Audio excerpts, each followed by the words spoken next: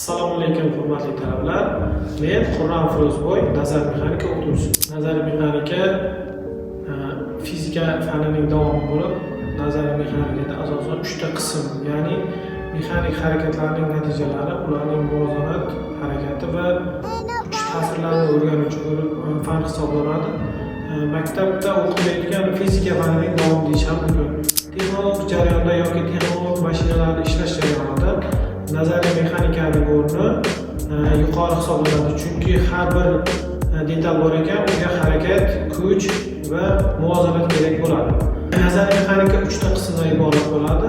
Birinchi qismi statika, muvozanat qismi, ikkinchisi kinematika, harakat qismi, uchinchisi dinamika, bu ta'sir kuchlari haqida bo'ladi. Albatta, birinchi qismda har qanday jismning muvozanat holati o'rganiladi yoki muvozanat tenglamalari alamida masalalarni yechishni o'rganish mumkin. Ikkinchi qismida esa o'sha jism muvozanatda turgan jismni harakatga keltirish yoki harakatining qanday ketma-ketlikda davom etishini tekshiruvchi bo'lim hisoblanadi.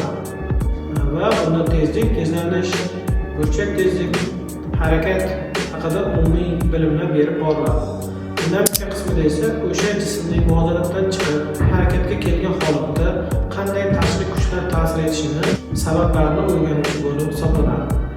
Nazariy mexanikada ayrim tushunchalar mavjud. Bu tushunchalar moddiy nuqta, absolyut qattiqchisi, trayektoriya, tezlik, tezlanish, kuch kabi tushunchalar hisoblanadi. Eng birinchi bu jismni tasvirlash uchun moddiy nuqta hisoblanadi. Moddiy nuqta deb shakli va hajmi inobatga olinmasdan og'irligi bir nuqtada deb qaralgan jismga aytiladi. Qattiq jism esa o'sha moddiy nuqtaning bir vaqtda bir nechta qismga bo'lingan holatda bo'lishligini, ya'ni absolyut qattiq jism bir nechta moddiy nuqtadan tashkil topishini ko'rishimiz mumkin. Kuch bu bir jismning boshqa bir jismga ta'sirini belgilovchi fizik kattalikka aytiladi. Birligi Newton. Mavzumiz nazariy mexanikaga kirish qismi haqida bo'ldi. Bu qismda biz umumiy ma'lumotlarga ega bo'ldik.